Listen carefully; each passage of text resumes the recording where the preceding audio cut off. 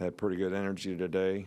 As I said yesterday when I met with you guys, that the focus is on improvement, what we need to do collectively as groups on offense, defense, and special teams to try to improve in areas that we feel like we could do better. And also as individual players relative to some of the technique things that may help them be able to play a little more consistently and a little bit better. So the teams that we have coming up on our schedule are certainly some of the best teams that we played and probably the best teams in our division this particular year. So I think we need to be at our best when we come out of this week and get ready for next week. So we had a good work day today. Players had good energy, and we got a lot done. I want to ask you about grading players out, specifically your corners. Well, I think when you grade a player, you grade him on two things. You know, you want to grade him on did he get his job done, and then the second thing is did he do it technically the best way he could have done it, so that it would help him be more consistent, consistently successful in how he does it, and so. And then there's a third portion of that, I guess, is when guys make mental errors and don't cover the right guy or play the wrong technique or play the wrong coverage. You know, those things are catastrophic in terms of what the consequences can be. Because in the secondary, if everybody plays it wrong, it's right, because at least you played the same coverage. Might have not been what you wanted to play. But when one guy plays one thing and somebody else plays something else, that's when you really get two guys in the middle of the field, nobody in the flat, or two guys in the flat, nobody in the middle of the field, and those things can be catastrophic in terms of the consequences. So those are the three areas. And then we have a production, sort of, guys that make plays, defend passes, bat balls down, cause fumbles, recovered fumbles, how many tackles you get. But then there's also consequences on the other side of that. When you make mental errors and miss tackles and loaf and do those types of things, you get negative points. So production points, I think, speak a lot in volumes of players, because when they get production points, they're usually doing things correctly. They're doing things with high intensity and energy, and they're usually making plays because of it. How will you address the punt return issues in the bye week? And we've seen Minkah taking some reps there, and he told us last month that he takes reps there. Is he an option back there going forward? Minkah does take reps at punt return. Not something that he's done since we've been here, but I think he's very capable of doing it. I think what we'll do at that position is evaluate this week. I think that, look, all three guys are very capable. Trayvon Diggs did a good job of doing it for a long time. Ruggs is very explosive. But the thing about it is when guys sort of don't have success, what is their confidence level? How comfortable are they? Judgment is really important, and ball security is important.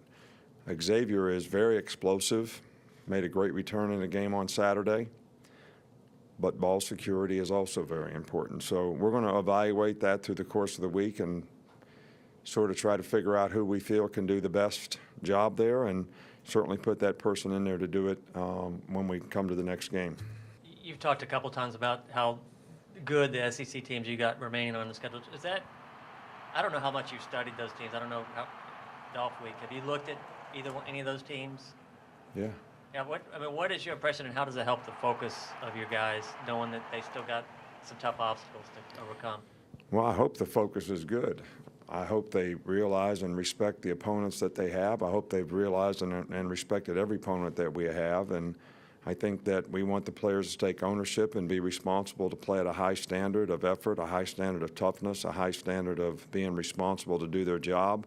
I think that's what can make our units better, and I think that's what can be most beneficial to them in terms of their consistency and the success that they have as players.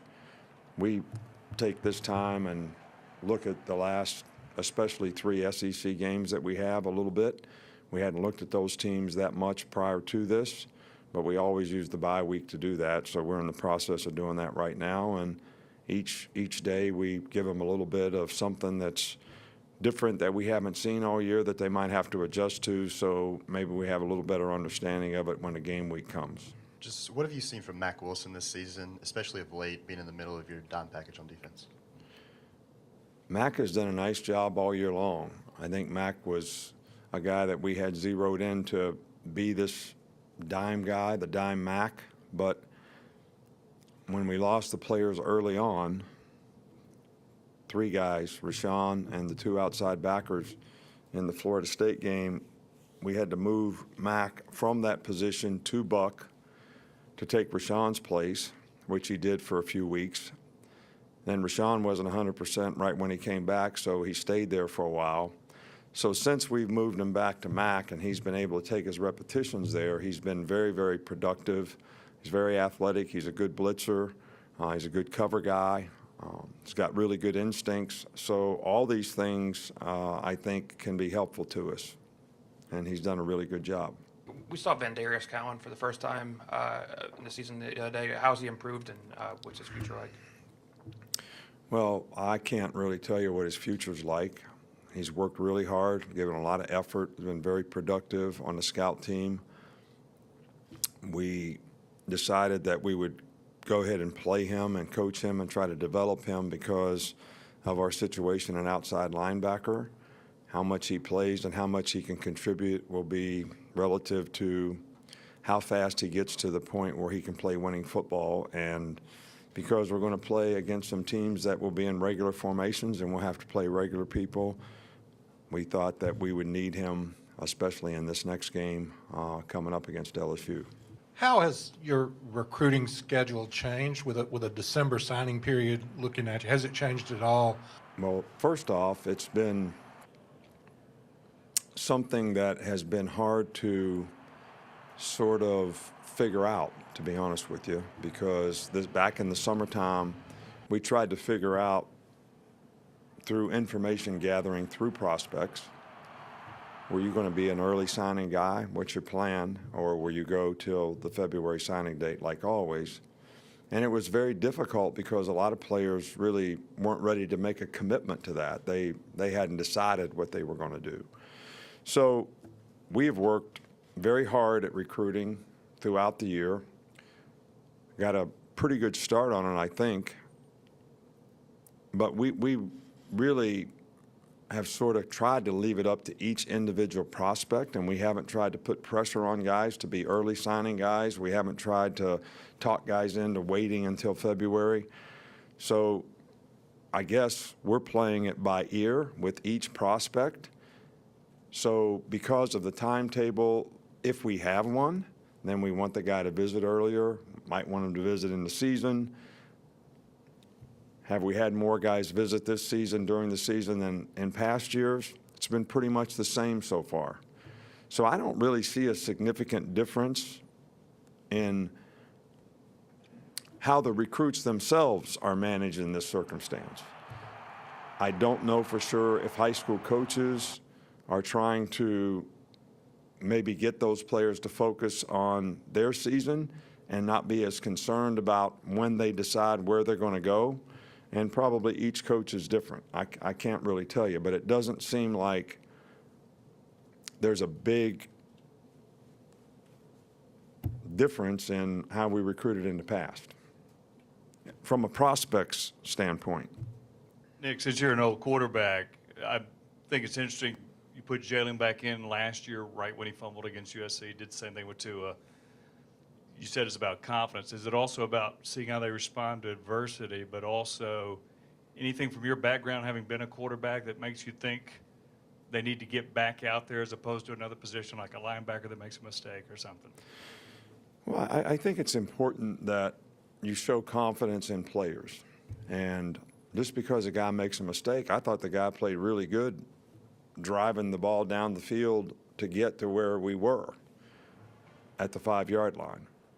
And he did make a mistake, but I think all the above are important. I think it's important from our standpoint that we show confidence in the guy, and he doesn't have to feel like if he makes one mistake, he's going to get yanked out of the game. I think it's also important to see how a guy responds to a circumstance and a situation like that, which I think he did a very good job of. But he's only going to have an opportunity to do that if you give him a chance to do it.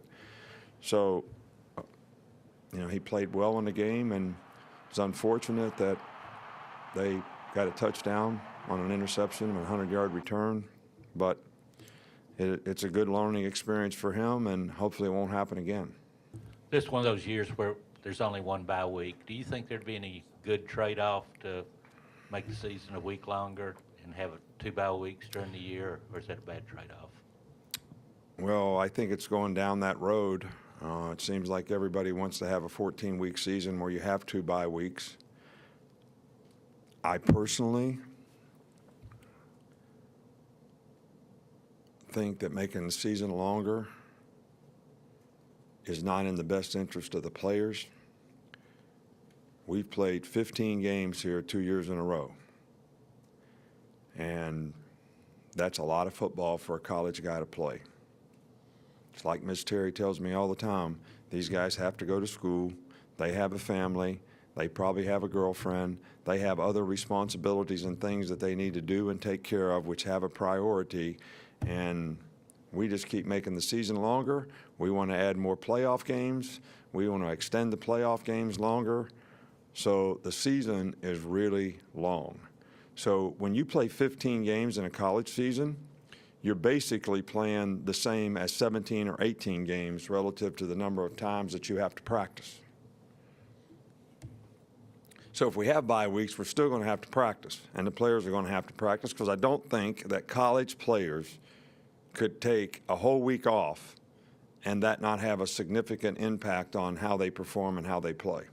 A couple of Calvin Ridley questions for you, Coach. One, how good of a blocker is he?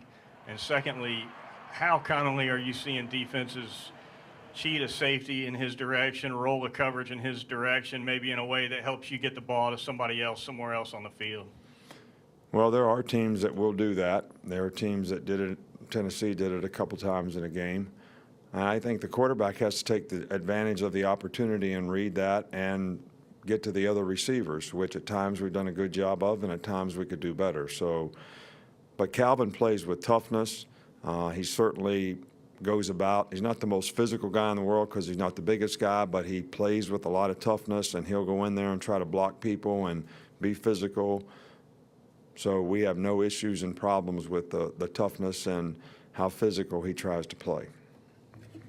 All right, thank you.